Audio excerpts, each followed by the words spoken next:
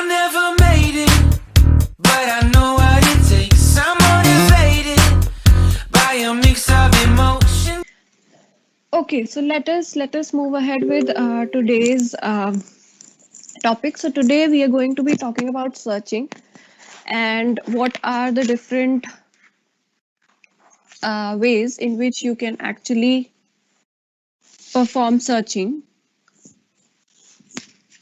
And we are going to look into three different algorithms for searching, which is linear search, binary search, and we are also going to look into jump search. Okay.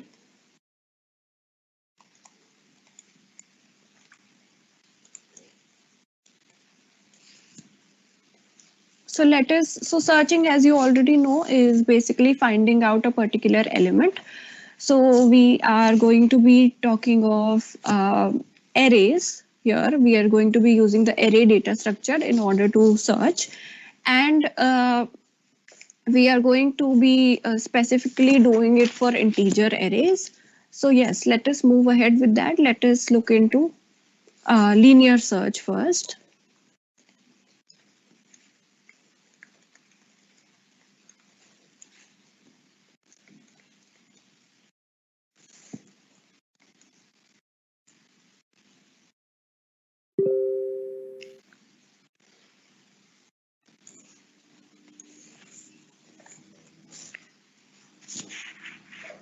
Okay, so can anyone tell me what is linear search?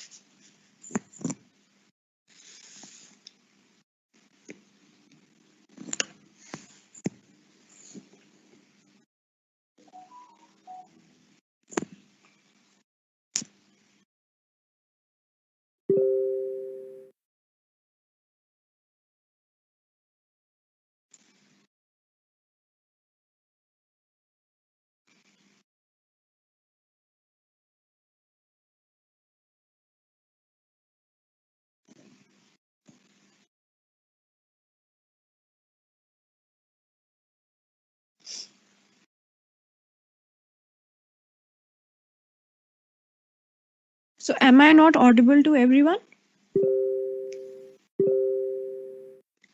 Can everyone see the screen?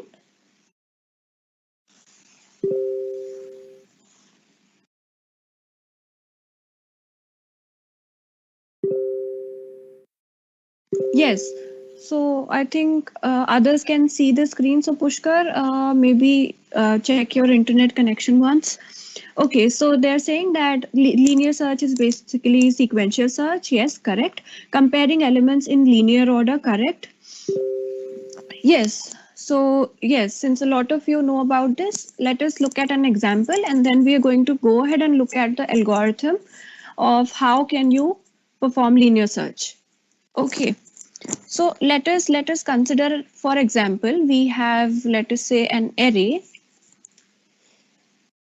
and we have certain elements in our array. So let us suppose we have 10, 18, let us say 80, 41, 60, 22, let us say 170.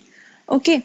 So these are, let us say, we have this small array here and we have what are the number of elements that we have here? We have 7 elements, right? So let us also write down the indexes, 5 and 6. So since the index is ranging from 0 to 6, we have 7 elements. And now let us say we want to search for an element within this integer array. And let us say the element that we want to search is provided by the user, let us suppose, and let us say it is stored in the variable x. So we say, let us suppose x is equivalent to 60. For this particular array, we have given that I want to search a particular element and this element is 60. So we say that the output that we want to get in this case, the result is that first search for the element that we want to search in the array, find that element and return its index. Let us suppose we want this to be as our output. That is, we want to return the index of the element if we found that element, or if that element is not found, then we are going to return -1. Okay, so this is our uh, problem statement for this particular coding problem. And we say that in the result, let us say, we can say element found at index. So we say we are going to be searching for 60. So in linear search, what do? We start off with the first element of the array, compare it with the element that we are searching for. So we say if 10 is equivalent to 60, no, it is not. Then we compare it with the next element. If 18 is equivalent to 60, no. Compare it with the next element. If 80 is equivalent to 60, then we go ahead with the next element until we reach the element. So we say that we have reached index 4 here inside the loop, and we say that the element at index 4 is equivalent to the element that we are searching for, which is 60. So we simply return the index here. So we say element found at index 4. Yes. So this is what we want to achieve here. So this is one of the very easy and simple things that you might have performed a lot of times. So what is the approach here? What is the approach? So we let us write down the simple approach that we have. Element and compare x with each element.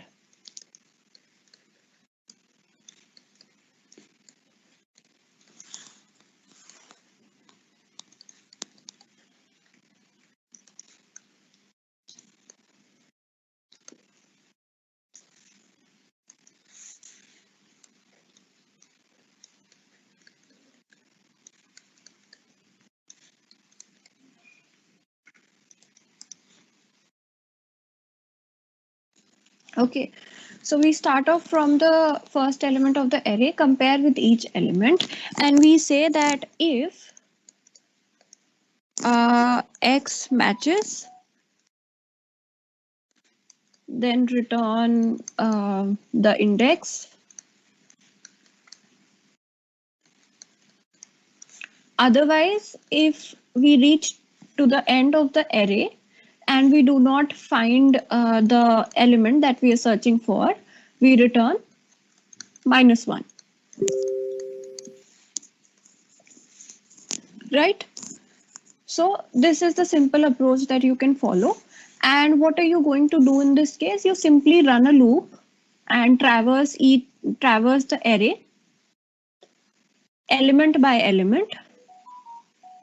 And then what do? You say, let us also write the pseudocode. So you start off, let us say, using a for loop, and you say for I is equal to 0, that is the first index. You say go on up till I less than n. Let us suppose we have n elements in our array, and we say if the arrays, any of the arrays index match the element x that we have as an input, we say that now return the index. So sorry, not -1 here, we are going to have I, return I here. And if it is not found, then what do? We come out of the loop and we simply return -1, right? So it is going to be in this form. So has everyone understood this? You might have done it a lot of times. We are just reviewing linear search. This is all about linear search. And can anyone, so if you're understanding, can you go ahead and tell me what is the time complexity? What is the time complexity for linear search?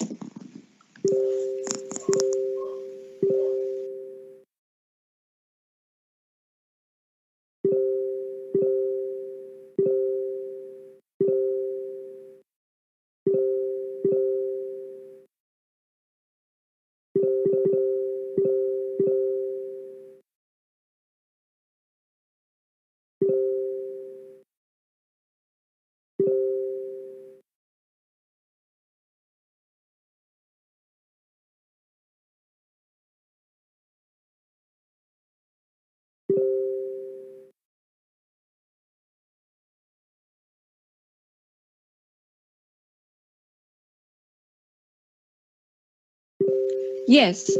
So it is order of n.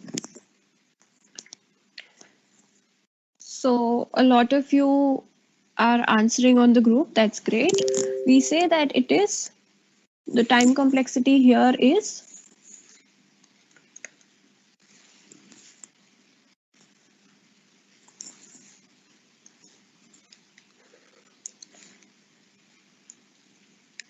let me write this down here. So we say that the time complexity for linear search is order of n. We are going to traverse each element one by one. And if we have n elements in our array, then the time complexity will be order of n. And now when we're talking about the time complexity here, so what will be the worst case in this particular algorithm when we consider linear search? What is going to be the worst case?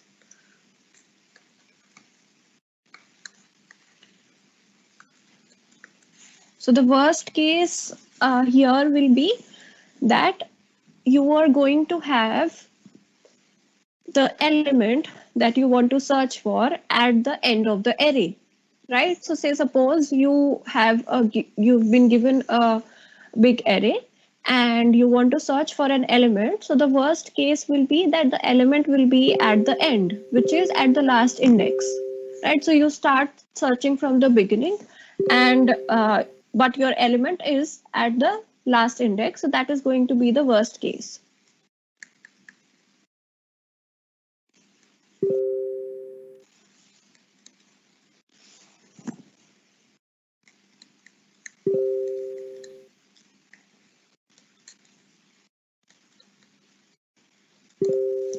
Yes.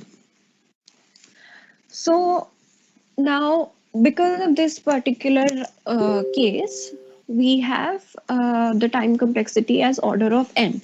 So there are actually various approaches in which you can actually improve your time complexity, but that is only, so this is the basic linear search that is performed. But say if you know a specific case, you know that your element can be at the last position, so you can go ahead and search to starting from the last. So there is this other approach of linear search which you can refer to, which is, let us say you keep a track of both the indexes. So let me just write down, let us say this complete, let us consider the same array. And then we are going to look at the other linear approach. And this linear approach will basically bring your worst case time complexity to order of 1, because you are going to look into the first index as well as the last index simultaneously. Okay, so let us, for example, consider the same array. So we have 10, 18, 80. We have 10, 18, 80, and then we have 41. What do we have next? We have 60, 22, 170. So we have 60, 22, and 170. Okay, so now this time for this particular, so this is kind of an improved approach of linear search. So you begin your, let us say, loop, and you have, let us say, L, which is pointing to this position, first index, and R, which is pointing to the last index. Now you have X, let us say, as 60. So what do? You say that I'm going to check if L is equivalent to X or not, and check R is equivalent to X or not. Okay, so compare both of these elements with X. So now you see X is not equivalent to 10 and 170 is not equal to 60. So what do? In the loop, you increment the value of L. So you do L plus plus, and now your L comes here, and you decrement the index R. Both of these are indexes. So L is initially initialized to 0 and R is initialized to, let us say, n minus 1. Okay. So n minus 1 being the last index of your array, which is storing the last element of your array. So you start with L from 0, increment the value of L if it is not found at L's position, and if it is not found at R's position as well, and decrement the value of R.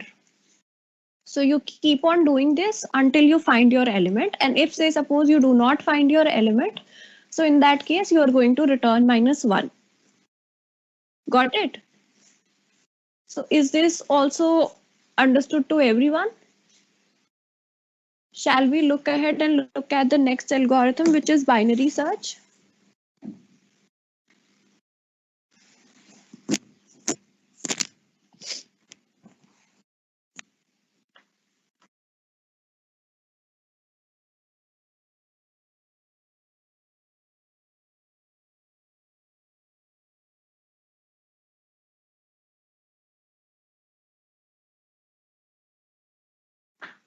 Okay, good.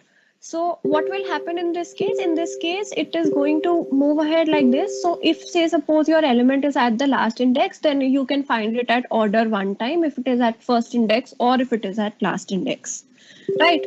Okay, so let us move ahead and look into the next algorithm that we're going to be discussing. So this is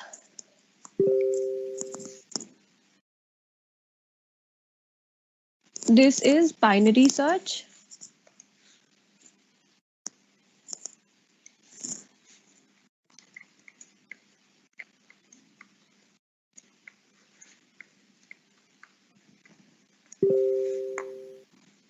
Okay. How many times will you have to repeat the loop? Yes, so it can be n by 2, or what condition you can put up in this particular case is that L is less than R. So your left index should always be less than, or it can go equivalent to. So you can either say less than equal to R. So this is what condition you can have in your case, because since R is something that is an index from right towards the left, and left L index is from the left towards the right.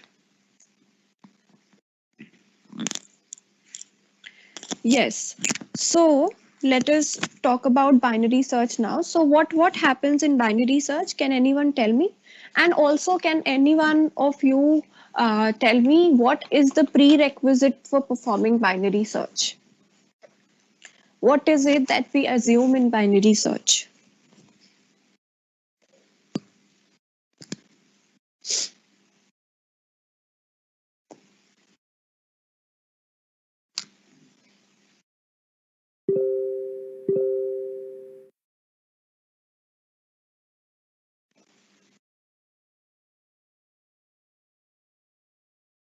Yes, anyone?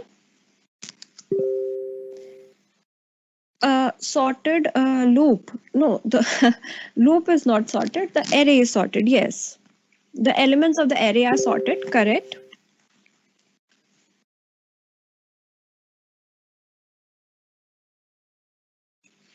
Correct.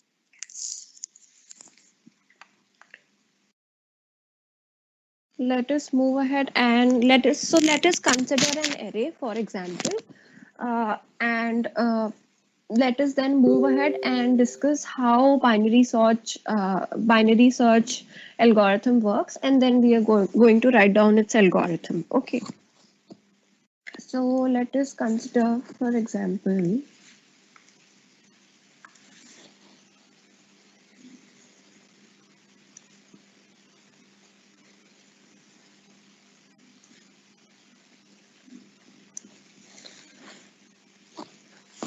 okay, so let us say you have these elements. Now, the uh, the fact that we assume here is that the array is sorted. So we say sorted array, on which you can now perform searching of an element. So say you have these elements, let us say 11, 12, 17, let us say 25, 38. Let us take up 56, 75, And let us consider another element. So we say, let us say 90.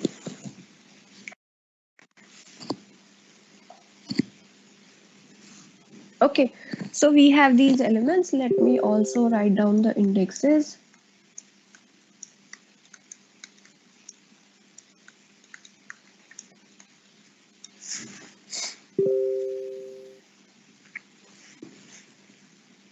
So you have, let us say, this array, and let us take for example that you have to search for the element 25.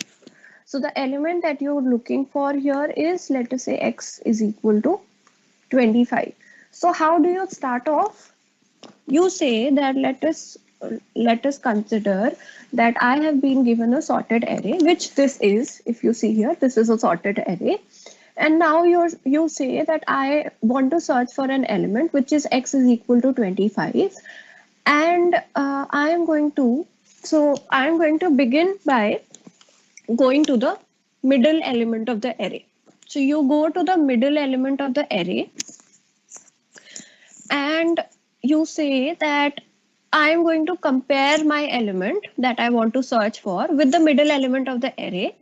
And depending upon the comparison, I am going to consider to which half of the array, which sub array should I go to in order to find my element next, right? So we say that if you consider this particular array, there are 10 elements. So if you say that, let us say, I am going to go to this element 4, because let us for now consider that you are going to number of elements divided by 2. For now, let us consider that as the mid index. So consider this as the middle index of the array, okay, because there are even number of elements in the array. So we are going to this index. Now we say compare the element at the middle index with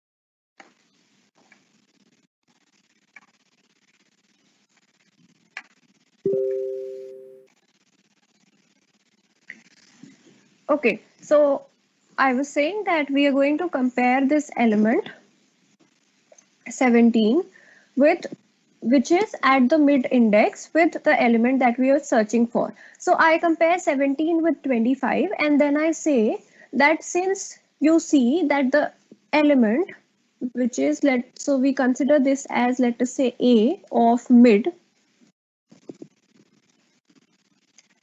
If this a of mid is equal to x, then we are simply going to return mid, because so what was the thing that we were looking into? It was that mid, we have to output the index if we find out the element. So we say that mid element should return the if the element is found at index mid, so we simply return the index which is mid, okay. And say if this element, so we say if a of mid is less than x. Now you see, we say that x here, the element that we want to search here, is greater than this element.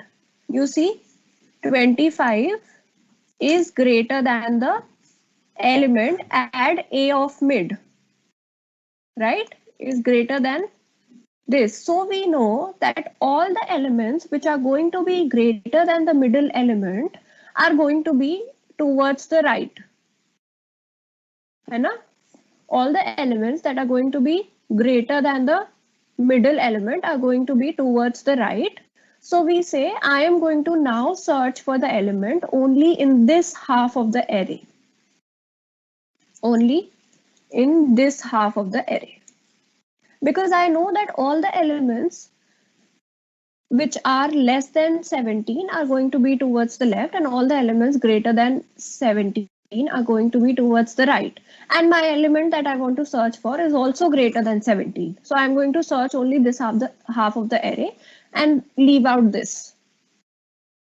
Okay, so that is why the prerequisite for binary search is a sorted array. And so what do? We say that search in right subarray,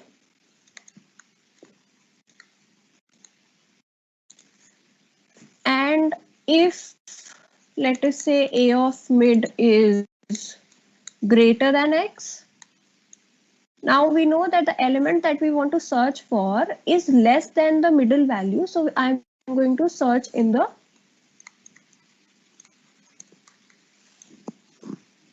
left subarray.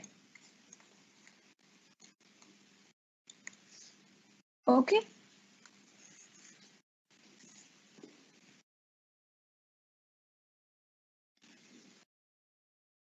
so this is my actual algorithm to search an element using the binary search approach, which is if x is equivalent to the middle element of the array, then we return that particular index. Otherwise, if the middle element is less than the value of x that we want to search for, then we go towards the right subarray. Otherwise, we go to the left subarray. Now, what happens in this case? So we were considering this x is equal to 25, and we saw that the middle element is less than x, and I'm now going to go to the right subarray. So now for searching in this right subarray, we consider this as the complete array that we want to search into. So now we again go to the mid element of this particular array. So this array here now has 5 elements. So these 5 elements will have the middle element as 56, this element. So again, I am going to compare this with the value of x. So x is not equal to mid element, which is 56. So we go to the next condition, which is if 56 is less than x. 56 is not less than x. The next condition becomes true, which is 56 is greater than x. And x here is 25. Right, so now we know that this element is greater. So it means if I go to the right, all the elements greater than this will be found, and all elements smaller than 56 will be found towards the left. So I go towards the left. When I go towards the left, I consider this subarray now. This is the next part of the subarray that we consider, and I am going to go to the mid. So I go to 25. Now I compare 25 with the next element, which is x. So I compare x with 25 and check if these are equivalent. So yes, again we find out that this index, the value at this index is equivalent to the element that we are searching for. So we simply return the value of index, right? So has everyone understood how binary search works? Is this clear to everyone?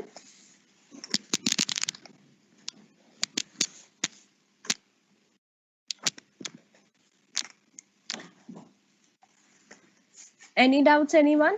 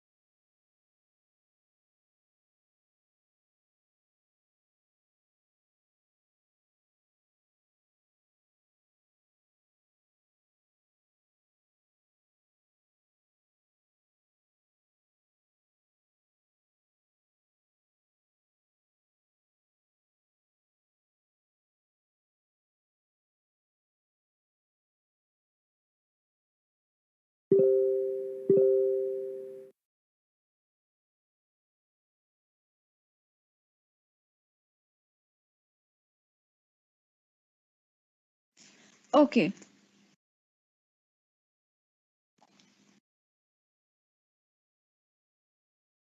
Okay, so let us move ahead then.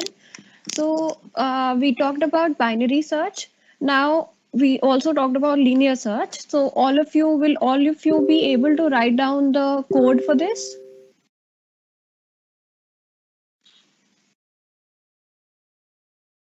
All of you should be able to write down the code for this. We've already discussed how the algorithm works, right? So the code for these are simple.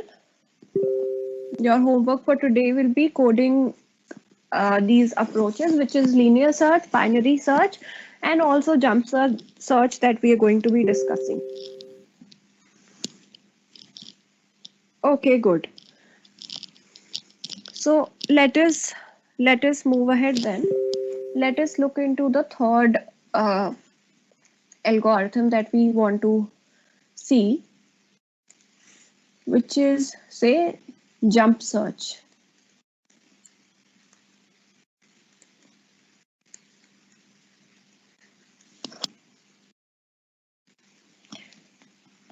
Okay, good. Yes, so let us now start talking about jump search. So does any one of you know what jump search is, or do you have any idea about it by looking at the name?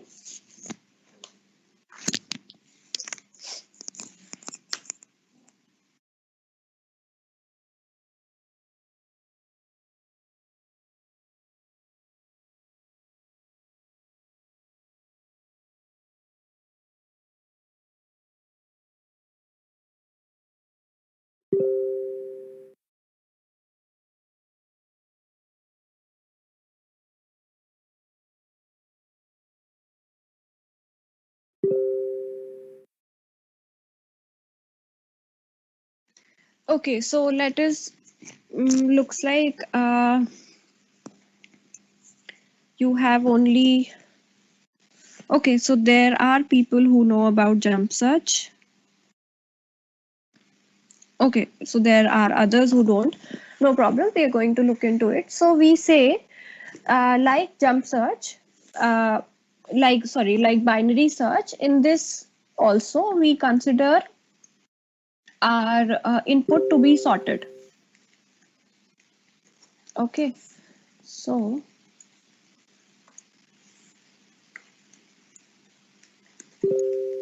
okay, so let us again consider an example. It is also an algorithm which works on sorted arrays. Yes, correct. Making half jumps and then rapidly making smaller jumps. Okay. Uh, okay, so there are different approaches to jump search. So we are going to be discussing one of those, which is making jumps of root n size. Okay, so let us consider here another array.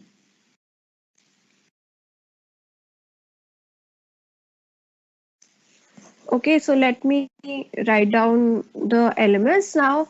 Again, one of these prerequisite, like for binary search here in jump search as well, is that the array should be sorted. So we say sorted array as input. Okay, now let us consider an array. So since we are going to have a sorted array, let us consider a simple example. So say I have elements 10, 20, 30, 40, 50, 60, 70, 80, and 90. So let us say I have these many elements, and let me also write down the indexes here. 5, 6, 7, and 8.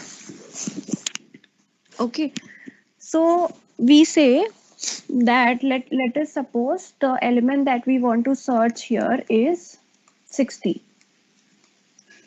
Let us consider this as our example to see how jump search works. Okay,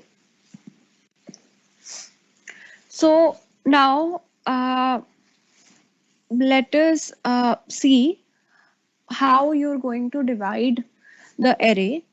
And so we, in this particular case, we are going to consider different blocks of arrays, and we are going to have a set of elements within which we are going to make jumps and then search for the array. So we say that in this case, for let us say we have, since we have n here as 9, okay, let us consider that we are going to make a jump of under root of n. So we have 9. This results to 3. Okay. So let us say we are going to make jumps of size 3. So how do we decide the indexes? Let us say we begin with the 0th index. The next index that we are going to will be 0 plus 3. The next index we are going to go to will be third index.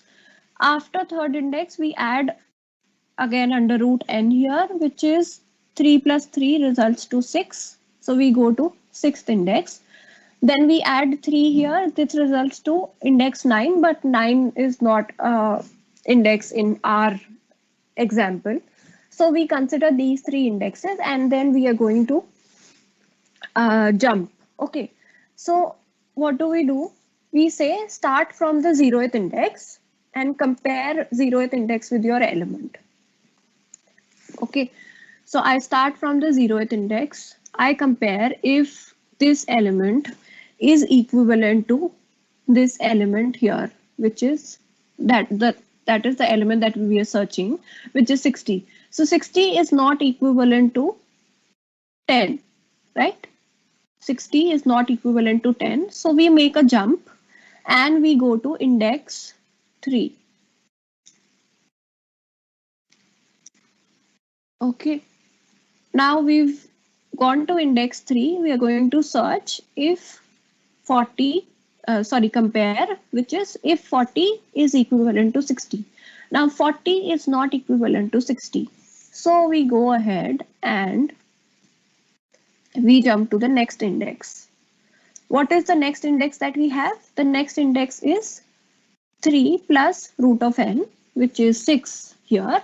So we consider this index 70.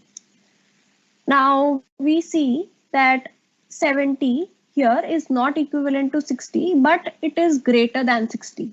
So every time you are comparing the elements, you are also going to compare if that value is greater than 60 or not. So the element that, since we are considering a sorted array as our input, so we also check if the element is greater than the element we are searching for or not. So now you see 70 here is greater than 60. So we stop at this particular position. And what do? Now the next thing we do here is we go back. We go back to the previous index.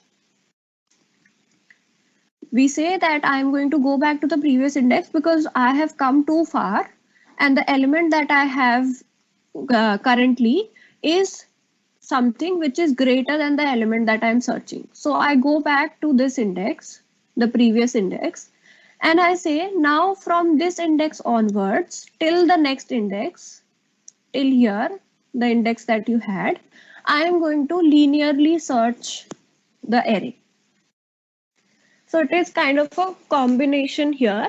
You are also going to perform linear search and you are also going to perform the jump search because you're jumping and then finding, then if you find out an element which is greater than the element that you're searching, so you go back to the previous element and then linearly search this particular block.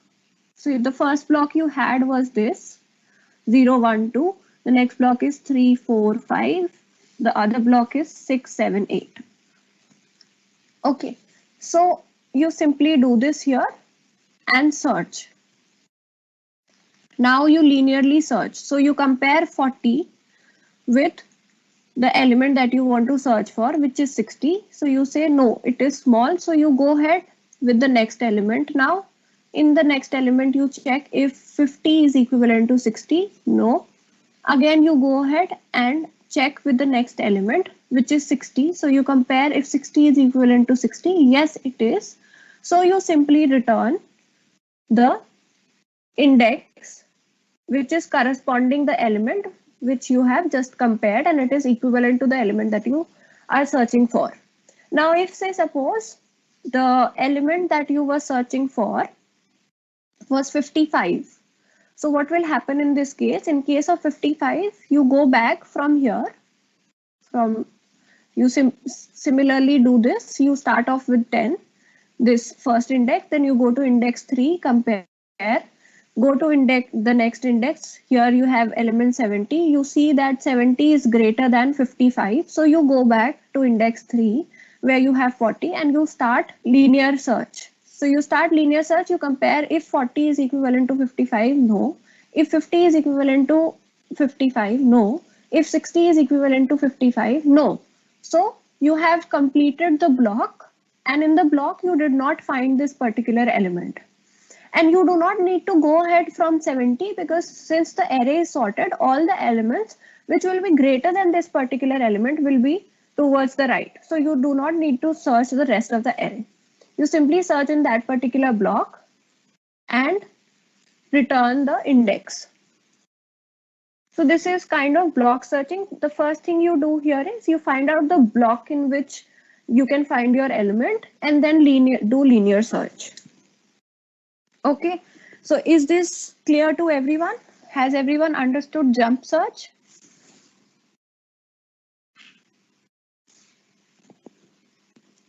And now also, so there will be a case where this is not going to be a whole number, right? So in that case, you're going to use sqrt function, sqrt of n function.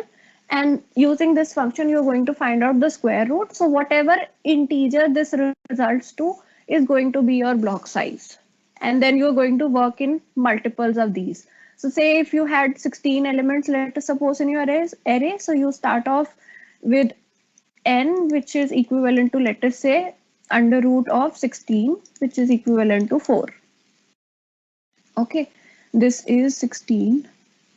And then you're going to have multiples of the indexes are going to be in multiples of this value, which is under root of n. So you have 4, then you have 8, then you have 12, and like that. So you will have these, right? So has everyone understood up till this part? Any doubts to anyone?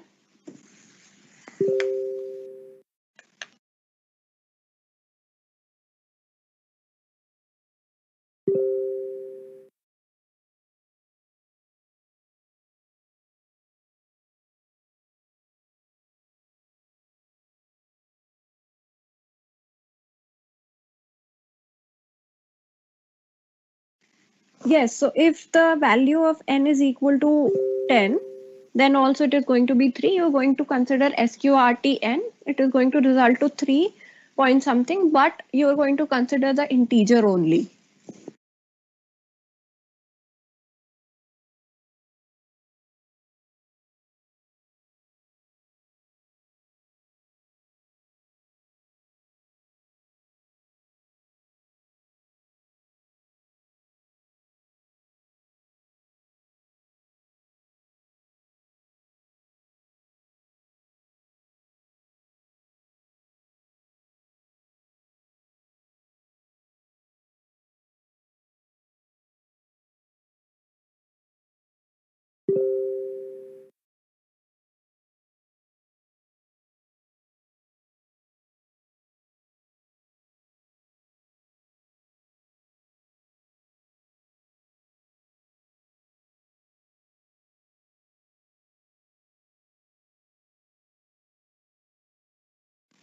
Okay, so before moving ahead, so I have given the answers to what will happen if you do not have the square root as a whole number.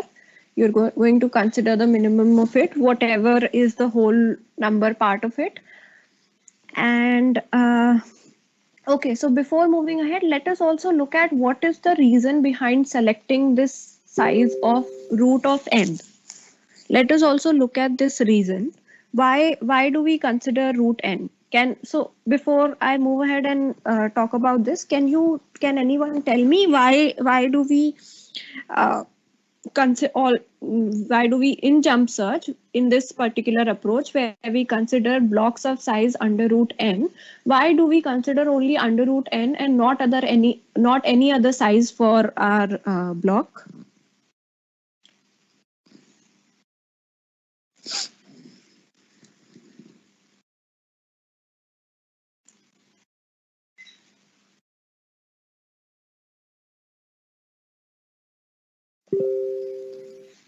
Yes, so there is going to be a separate loop for jumps, and there is going to be a separate loop for the search as well. So first you do the jump search part, which is the jumping part inside a single loop, and then after you once you found out which block will contain your element, then you perform linear search in another loop and find out the element in only that particular block. What is the time complexity? So the time complexity here should be under root of n. That you will understand once you implement it yourself. So since there are going to be two loops and you're going to be implementing it, so first look at how it will move ahead. Okay. So like you are going to code linear search and binary search as well, you should go ahead and code jump search also.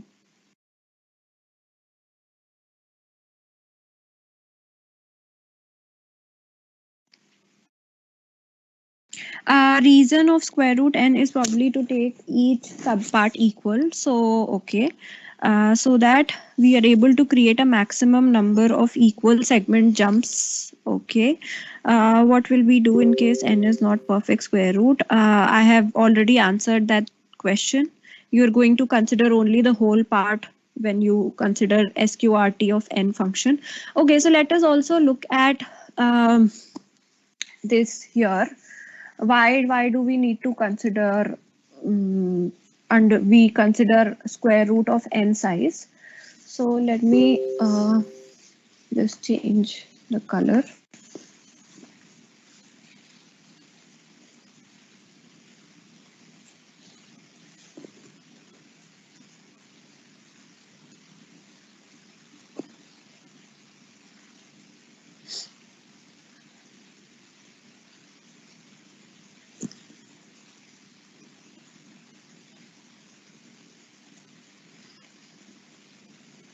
Okay, so we let us consider this same example. We have 9 elements here, and we have considered, so let n be equal to 9 elements, the number of elements that you have. And since the size that we have considered here is 3, let us say 3 is the size of the block that we are considering. Okay, so let us consider that as, let us say s. So we have s is equal to the size of the block, which is 3, which is under root of n. Okay, now in the worst case, so like in this particular case, how many jumps did you perform? You actually performed, let us say, the worst case is going to be performing less than n by s. So s here is 3, which is equivalent to 3 jumps. Okay.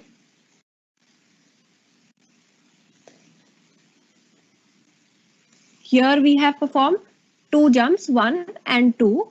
The worst case will be less than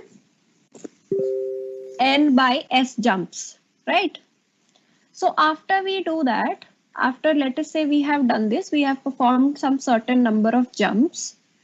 And if let us say the number of elements is 10, then you're going to perform another jump, which is 3, which is going to be 3 jumps for n is equal to 10 elements. You're going to have 3 jumps. And now after you've performed these many jumps, so we call that as n by s jumps. in worst case, let us call that as worst case. Okay. Now, after you have, let us say, performed n by s jumps, and you find out that the last index or the last jump that you performed and that particular index is actually greater than the element that you're searching for, like what happened in this case, this element was greater than the element that you uh, actually want to search for.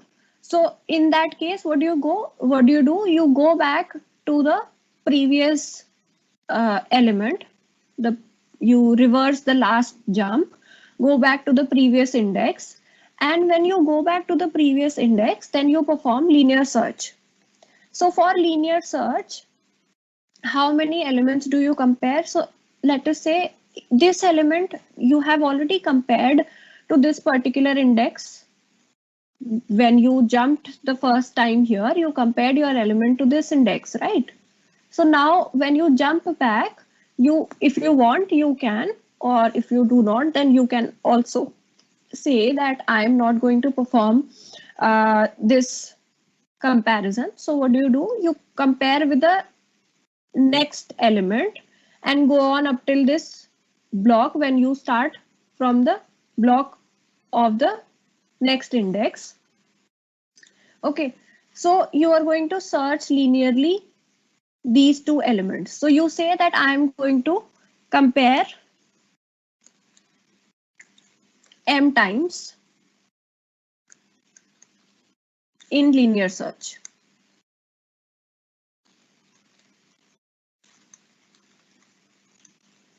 Or if you want to, let us say, make it efficient, and not really, won't really that be efficient, but still, if you say that in actual, I'm going to be performing the number of elements, which is s minus 1 comparison, right? Here you are going to make two comparisons, which is this, compare this element with these two elements, right? So there are going to be m times, this m is going to be equivalent to s minus 1, right? Is everyone understanding?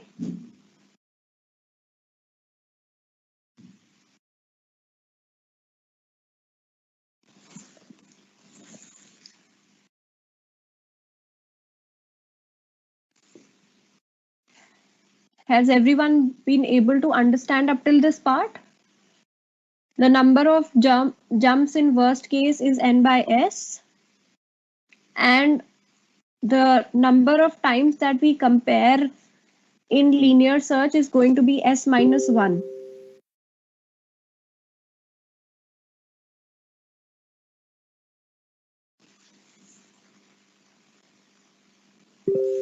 Okay, let me just repeat this particular part, since we are so what are we looking at here? We are currently looking at why have we considered under root of n as the size of our blocks.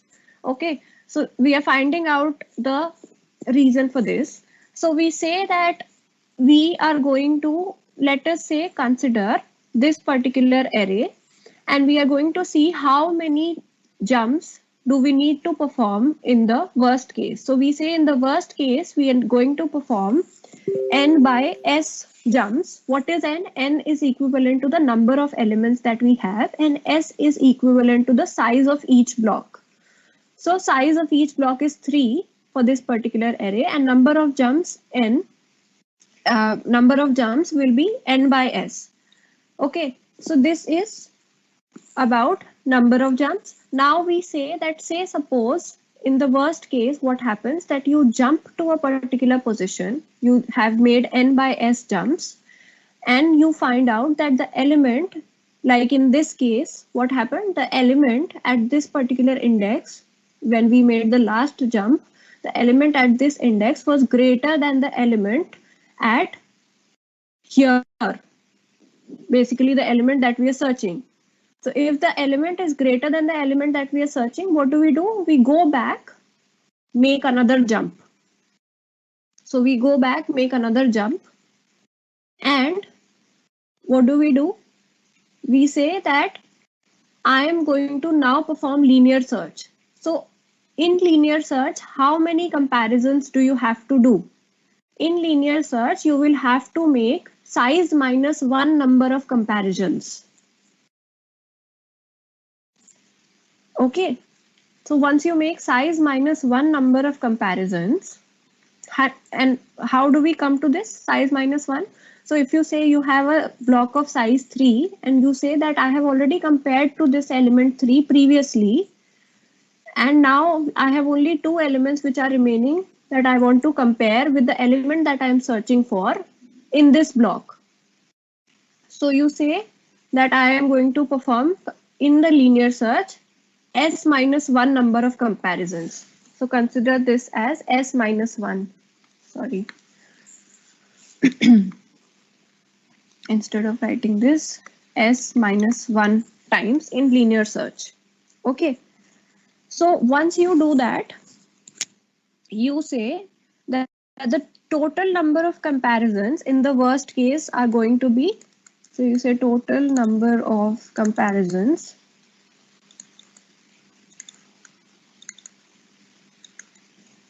in worst case will be n by s plus s minus 1, right? So you compare this 1 time, 2 time, 3 time. Okay. So you have performed n by s comparisons first. This comparison by jumps. So whenever you are jumping, you're also comparing, right? So that is why we are counting this in the comparisons as well. Plus the number of comparisons that you perform in linear search, which is s minus 1. Okay. So this is equivalent to the total number of comparisons. Now we want that this size, the number of comparisons should be least. The number of comparisons here should be least, right? We should be taking a size where the number of comparisons should be least. So in that case, if you have S, which is the size, right? This is the size of the block.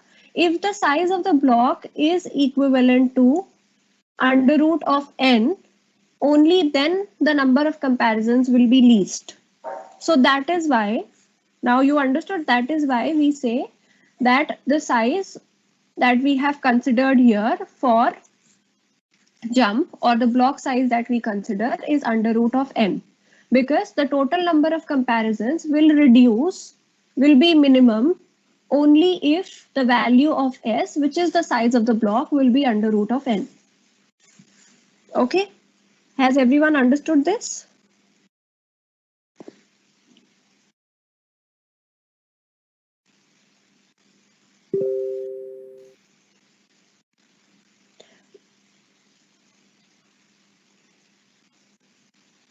Is this clear to everyone?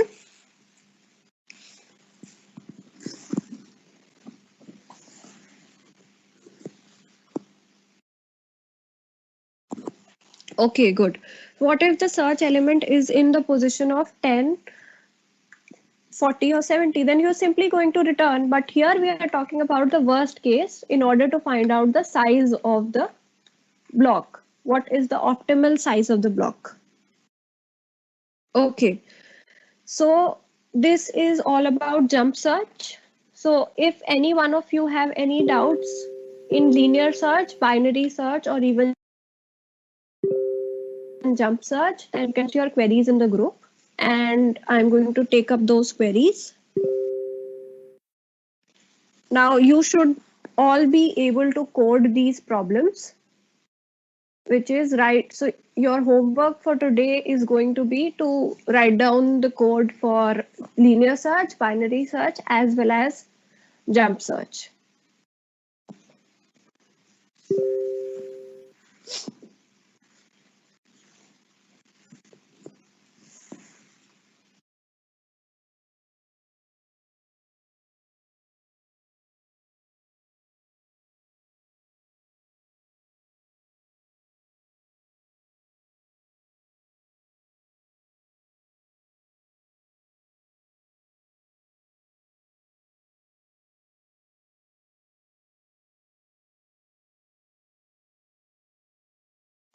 Okay, so the time complexity of jump search should be under root of n, because as you can see, we are going to make that many number of jumps, and we consider we are going to, let us say if we perform linear search and we have certain number of elements here, we consider that as a constant.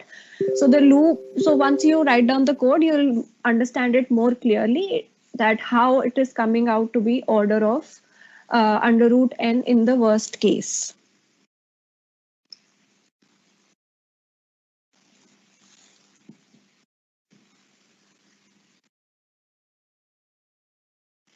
So binary search actually takes up order of n log n time, not n log n, sorry, log n time. So log n time is better than performing jump search, which in any way you can see it is. So binary search is actually implemented, mostly used because of its being more efficient, and also since the comparisons here are going to be actually less. Okay. So yes, if there are any other queries, then you can quickly go ahead and post them in the group. Otherwise, we are going to be ending this class today.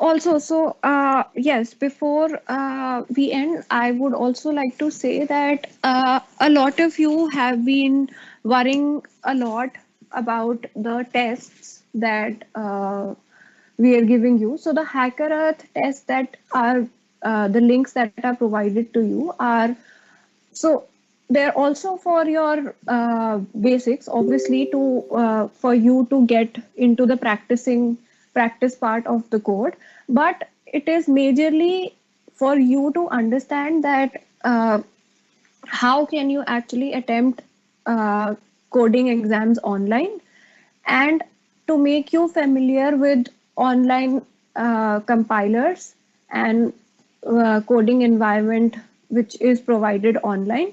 That is basically for you to understand this and to be more comfortable in using an online coding platform.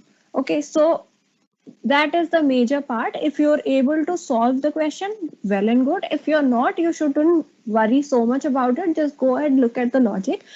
So a lot of you have been saying that we are not able to code because we cannot see the editor, or the editor is not working for us correctly. It most of the times happens due to uh, a problem in your internet service, but it is no big deal. You'll be able to do it once you actually have all the resources and the right time. Okay, so this is all for your practice, but this does not mean that you shouldn't be attempting them. You should all be attempting all the Hacker Earth tests. It is for you to make you familiar with the online environment, as well as for you to understand how can you code in a limited amount of time.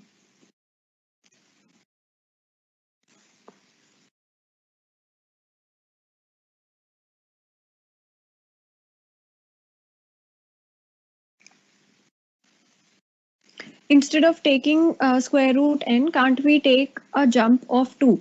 So so actually jumping size, the size that I don't think that you listened to this part carefully, where we discussed what is the importance of taking under root n. So we're taking under root n because that is something that is going to reduce the number of comparisons. So obviously any particular algorithm, searching algorithm, will take into consider different parameters.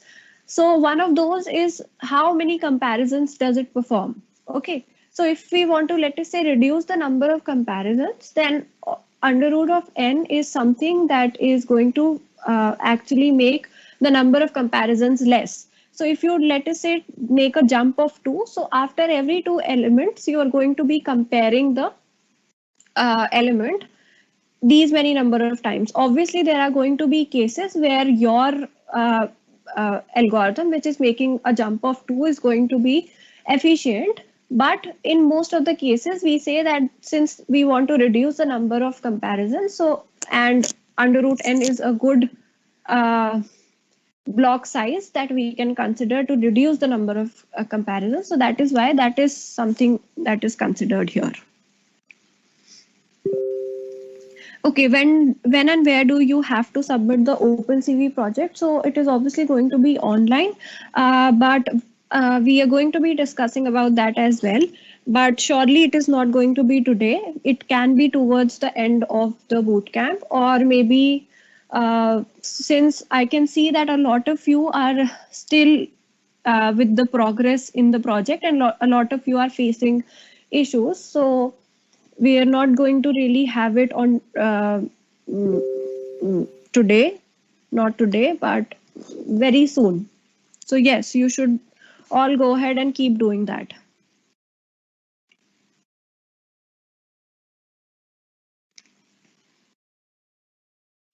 The program for rotating the image is working, but after rotating, the edges are cropped off.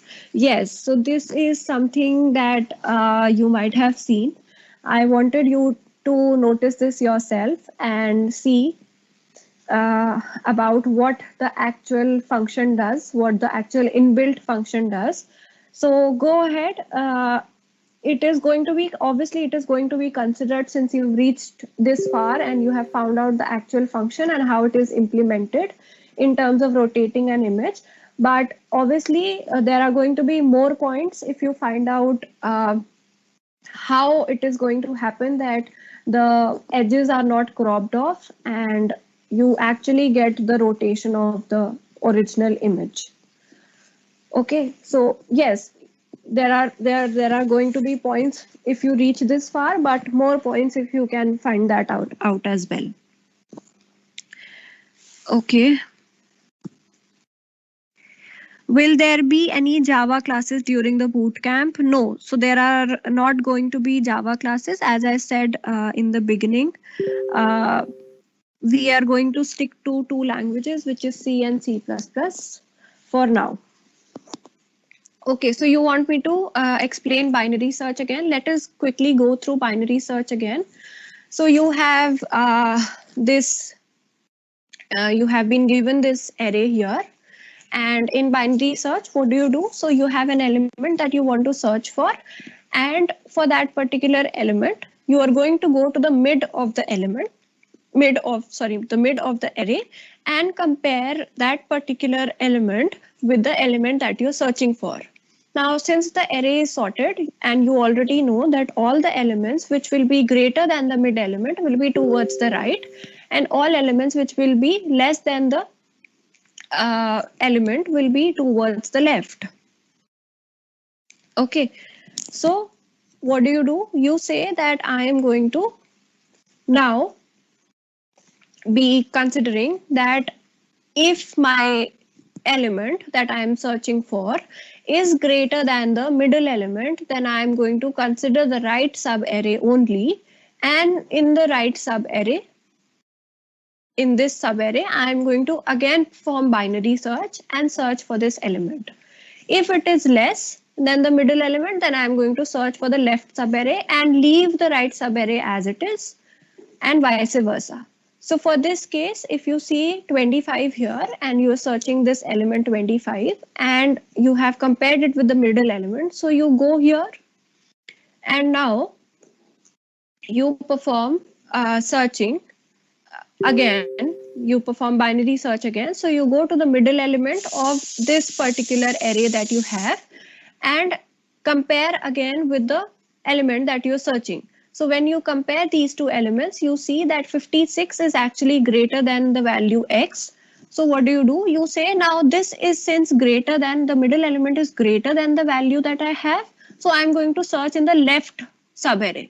So you consider this subarray, again divide it into half, go to the mid element. So here this is the mid element and again compare it with the value that you are searching.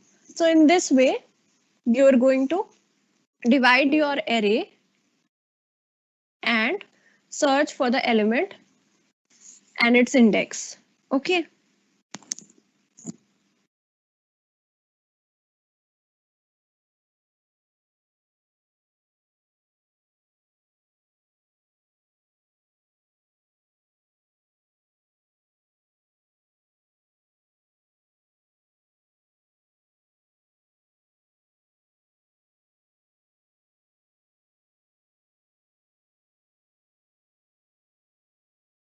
Okay, so if we are talking about classes on 25th, yes, there are going to be class on 25th as well. Again, we are going to have the same 2 hour session on 25th as well.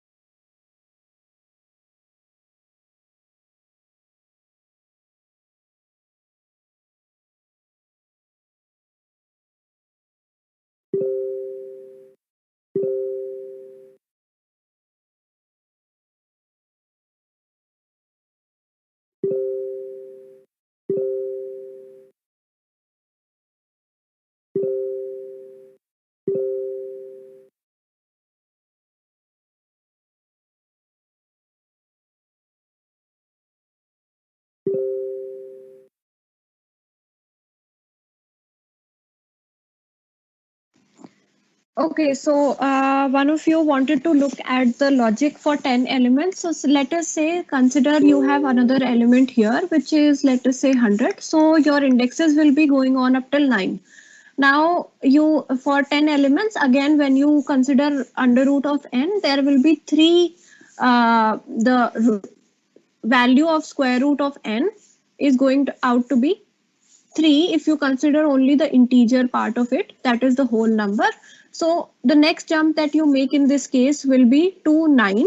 But for that, you will first have to see what is the element that you're searching for. So let us say if you're searching for the element which is 80 in that case, so you're going to make another jump, compare it with this element 100 and see that this element 100 is going to be the element which is greater than the element that you're searching for. So you make another jump and go back to 70. And once you go back to 70, now you're going to do linear search. So once you start performing linear search, you compare the element that you're searching for with 80. And 80 is the same element that you're searching for. So you simply output this particular index.